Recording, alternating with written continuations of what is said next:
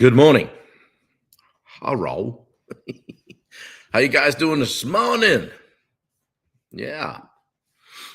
Get things fired up here. Put another quarter in this thing. See if it'll go another day.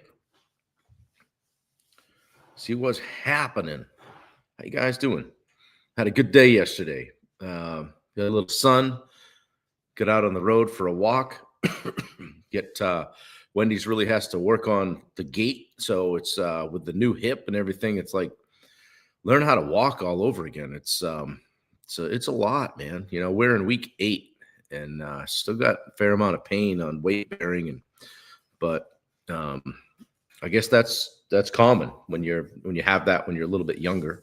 So on the younger side, so not 110 years old. So Manny Fisher is here on Instagram. Good to see you. Check out on Facebook, see what's happening, see who's here, see where the cool cats are. I want to thank Matthew Tolman for checking on me this morning, because normally I'm on at 7:30 on Thursdays, but we did back off the Matt Moore called me last week. He's like, "Hey coach, would it make sense to do our call at later in the day so that you can do every day at 8?" I'm like, winner, love it. So every day at 8 we're here. I'm here. So we're here. You guys are here with me. So Jason Rector is watching. Good to see you, my brother. Jason gives me some feedback, and I wish a lot of other you guys would too. So if there are things you want to talk about, or hey, if you're liking the sales stuff, let me know. Or hey, what about this? Just gives me a little bit of food for thought, something to dig into. So I appreciate it, Jason. Thanks for watching, and I always appreciate your support. Anybody care to try to guess the sleep score last night? Yeah, Matt Blood is a 9 today. I just turned on my phone and it looked like you might be out there walking or something, but I had to scroll quick. So good for you. And I know you're getting up every day and kicking ass and taking names. So anybody care to guess the sleep score? The comments usually lag a little bit. Coffee number 2 today. Wendy and I took a big trip up to town yesterday. We went to the grand old metropolis of Holton, Maine. Went through the Walmart there, and that was an interesting little experience. So we got what we needed. Freshen up a few smoke detectors around here, and got a few other various and sundry items. That's what we did.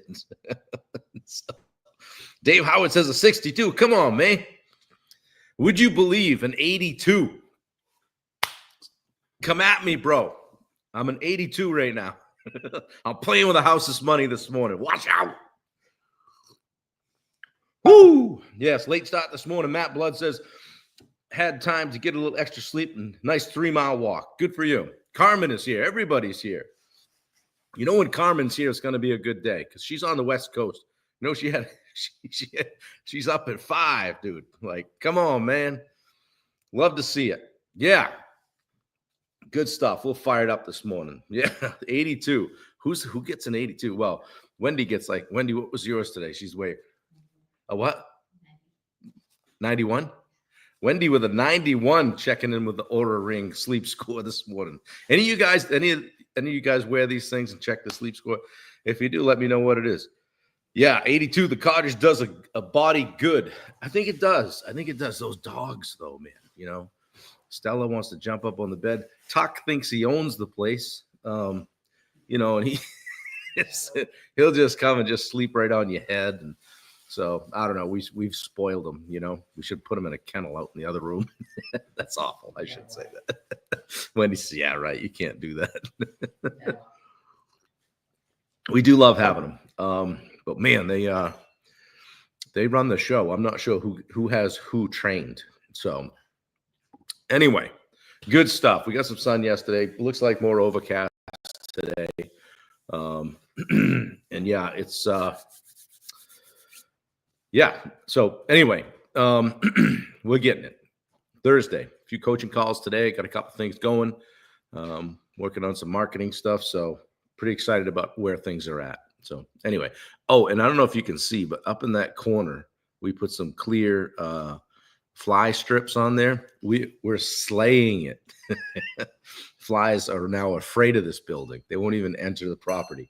So those little sticky strips, they get one little paw in there and you've got them. So done. Game over for the flies. So, all right. Anyway, now that you guys have jumped on. And oh, by the way, I appreciate you guys sharing this. One we did the other day on psychology of buyer is approaching 1,000 views. So you guys that share it, I mean, I know you don't think it's a big deal, but when it gets 3 or 4 shares, so many more people see it. So I appreciate that. And if you're appreciating that I'm jumping on here every day and laying down some consistency, coming with something that I'm prepared with and dropping some knowledge or some nuggets, share it out. It takes a couple minutes. If you don't feel comfortable sharing it on your page, just send it over to somebody on the side and kick it to them. Say, hey, I know you're in sales. You might enjoy this. This dude's trying to help level everybody up. So appreciate it. Thank you.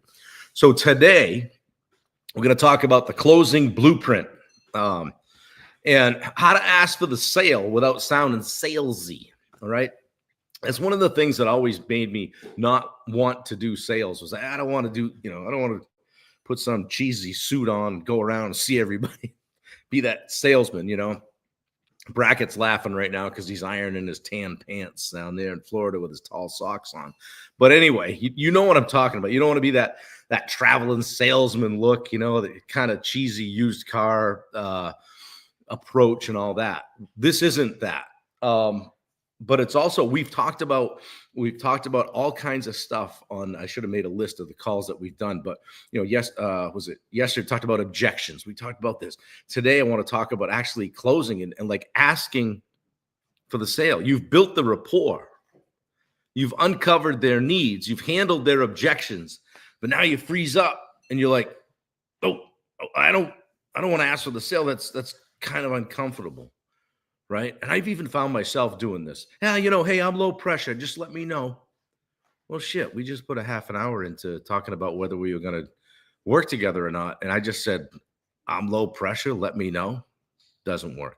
You take that subservient role and you give up control of the conversation.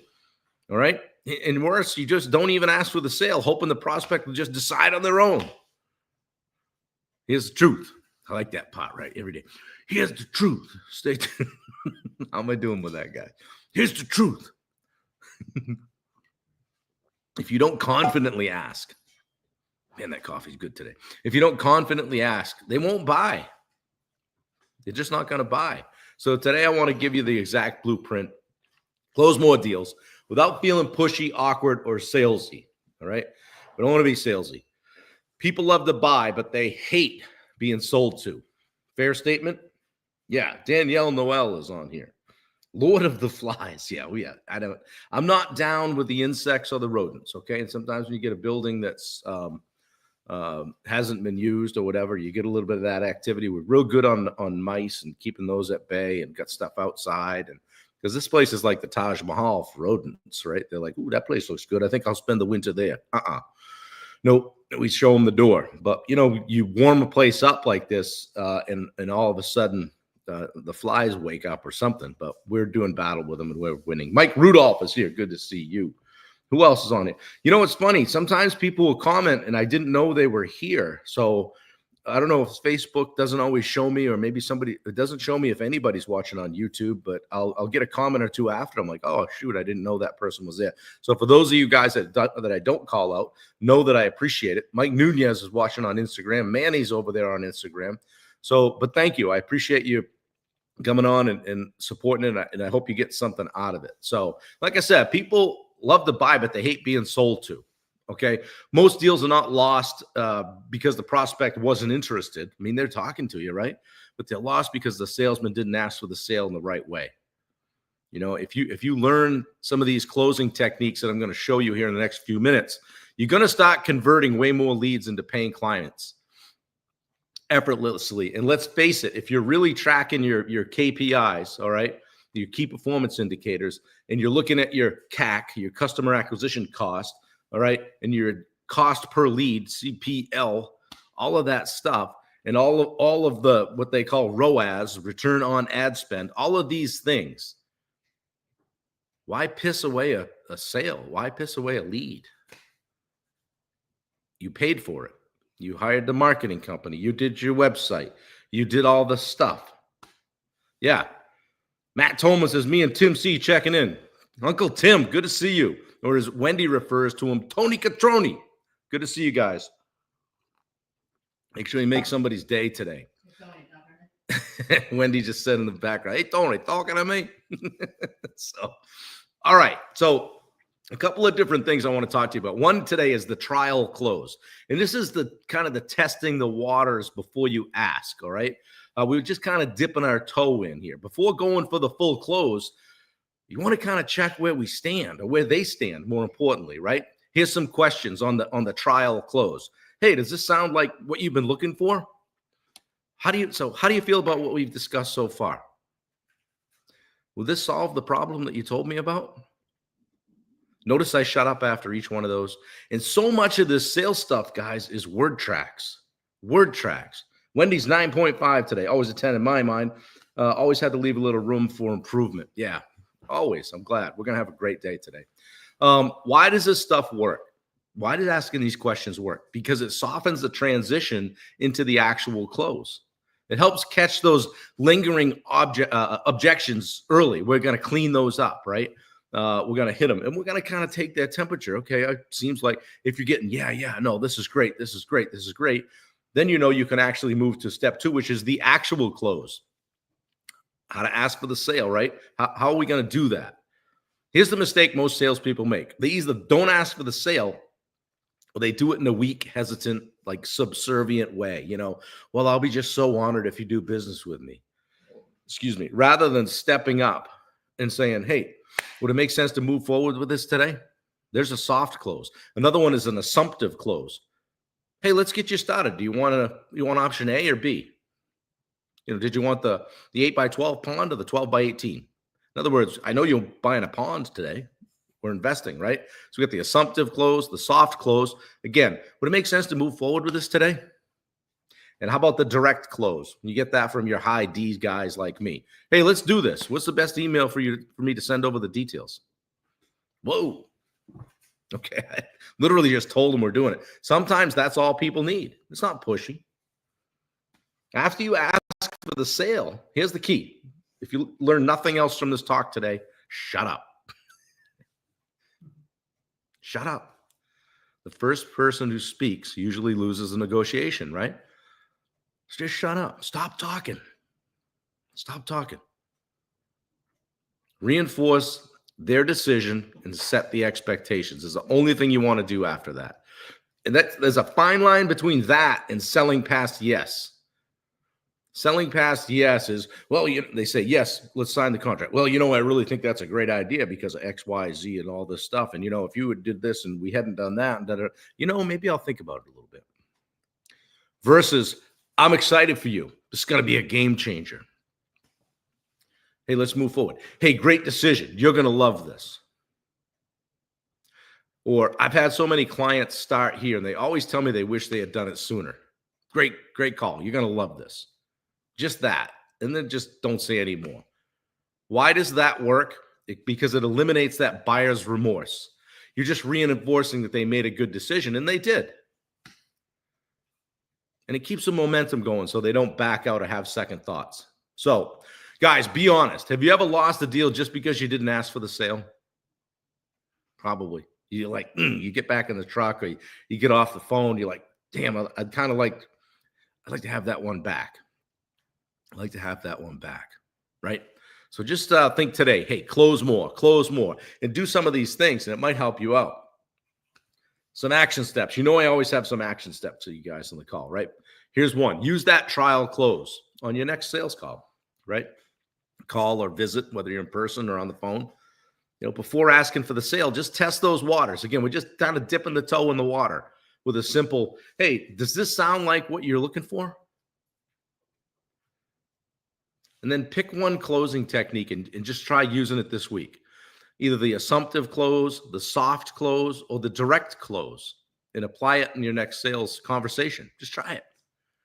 These guys, these are skills, and they're acquired skills. They're also diminishing skills. If you don't use them and practice them, they go away. They do. They go away. the sales skills graveyard or whatever. And don't forget to reinforce that confidence after they say yes. When you close your next deal, immediately reaffirm their decision to eliminate second thoughts. Hey, great job. I'm glad you chose this today. You're going to love this. We'll be here Monday, whatever that is, right?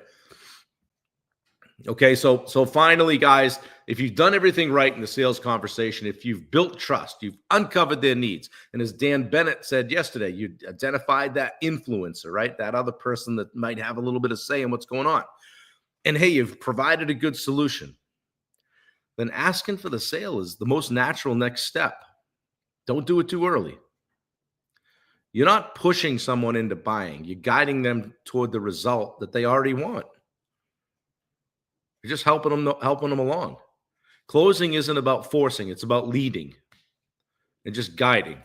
Okay? So if this hit home with you guys and you'd like to learn more about either sales or business, life, whatever, if you think I might be able to help you in a coaching relationship, just DM me. Shoot me a text or a DM, a smoke signal, something. We'll get on a call, a free 30-minute strategy call, and we'll talk about what you're doing in your business, see if I can help.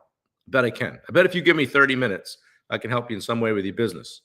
And at the end, I'll either do that soft close, the assumptive close, or the direct close, and I'll sell you some coaching. No, just kidding. If you want to talk about coaching on that call, great. But I do truly offer it as a 30-minute free strategy call for just because I try to lead this business by coming from a place of service and helping people if they need help. And if in the end that points to more clients, then great. Love it. So again, guys, remember, closing isn't about forcing. It's about just leading. All right. You're not leading the witness. You're controlling the conversation by letting them think they control it. All right. All right. Right, guys. Cool. Hey, if you just jumped on, throw how you doing in the chat, 1 to 10. If you're on Instagram, leave a comment. Guys, if you wouldn't mind sharing this out, it takes 2 minutes. Just hit share. If you're in a group, business group or whatever, share it in there. I would love to get it out to more people and have more people jump on and do this every day. I'm doing this every day for a year, the entire 2025, coming on with something of value every morning at 8 o'clock, and fully transparent for the purpose of helping people, getting more exposure and seeing how I can move the needle in my coaching business. So if this helps you in some way, please share it. And you know what Frisella says, don't be a hoe, share the show. There's no fee, whatever. We're just here. Some people said to me, why would somebody hire you as a coach if you're just out there coaching them every day? Well, there's a lot more to it than the 20 minutes that you get from me here in the morning. And I would challenge you, if you're having some hiccups, if 2025 is looking like it's going to look just like 2024 for you, we need to talk. We need to talk. So I can help you. I love digging into business stuff.